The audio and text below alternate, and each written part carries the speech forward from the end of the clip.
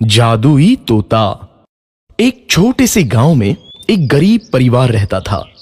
उस परिवार में रामू और उसकी बीवी सीता उसके बेटे चिंटू के साथ रहते थे। उसी गांव में एक तोता भी रहता था। उसका नाम था रघु। वो किस्मत का धनी था। जहां भी जाता वहां किसी भी चीज की कमी नहीं पड़ती थी। एक दिन रघु उड़ते उड़ते उस गरीब परिवार के घर गया। रघु सोचता है, अरे वाह, लगता है यहाँ आज बहुत अच्छा खाना मिलेगा। मैं पेट भर के खाऊंगा। वो एक कटोरी में रखे अमरूद देखता है। अरे वाह, अमरूद, मुझे तो ये बहुत पसंद है। मैं तो इसे पेट भर के खाऊंगा। रघु तोता अमरूद खाने ही लगता है।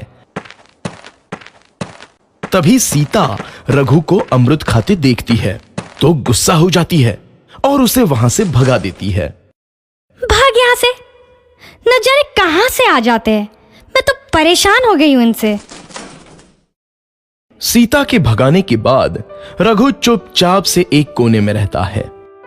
धीरे धीरे उस परिवार की बरकत होने लगती है। एक दिन रामू और सीता खाना खाते वक्त बातें करते हैं। आजकल हमारी बहुत तरक्की हो रही है, काम भी अच्छा चल रहा है। रामू कहता है। इस पर सीता कहती है, सच कहा, भगवान हमेशा ऐसे ही हम पर मेहरबान रहे।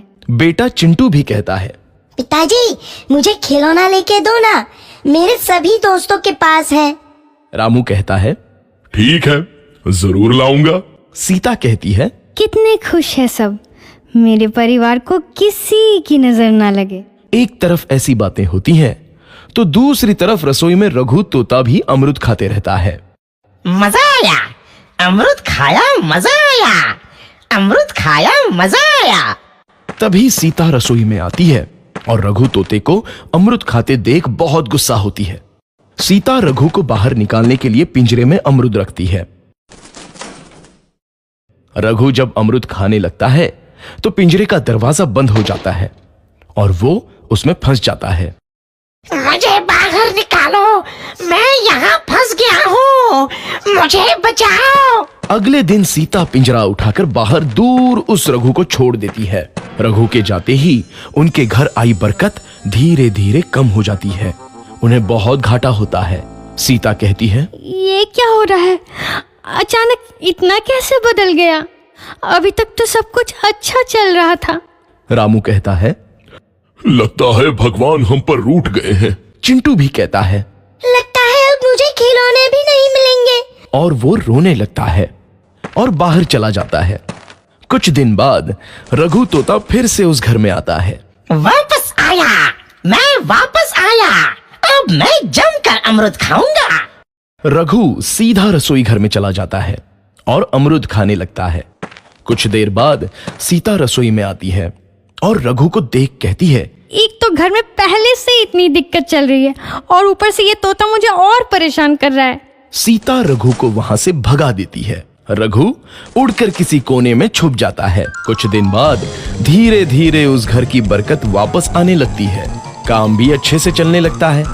एक रात जब रघु तोता अमरूद खाने जाता है तो पिंजरे में फंस जाता है। ये लोग आखिर चाहते क्या हैं? एक तोते को शांति से अमरूद खाने क्यों नहीं देते? मैं कौन सा चोरी कर रहा हूँ? बस अमरूद ही तो खा रहा हूँ। तभी रामू वहां आता है और पिंजरे में रघु तोते को देख उसे बाहर छोड़ देता है। ये तोता भी कितना जिद्दी है, बार बार वापस आ जाता है। जैसे ही रामू रघु को छोड़ देता है, अगले दिन से फिर से उनके घर की बरकत जाने लगती है।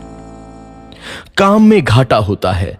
किसी को समझ नहीं आ रहा था कि ऐसा क्यों हो रहा है। रघु तोता घर आता है तो अचानक बरकत आती है और जब रघु तोता को बाहर निकालते हैं तो बरकत चली जाती है। एक दिन सीता रघु तोते के घर आने और बाहर जाने की स्थिति पर नजर रखती है। ये तोता जब भी घर आता है तो घर में बरकत आती है और जैसे ही ये घर से बाहर जाता है तो उसी के साथ बरकत भी चली जाती है। कहीं ये जादुई तोता तो नहीं है? अगली बार जब ये तोता घर आएगा तो मैं इसे कहीं नहीं जाने दूंगी। सीता रघु का बहुत इंतजार करती है, लेकिन रघु तोता दोबारा उस घर में कभी नहीं आता।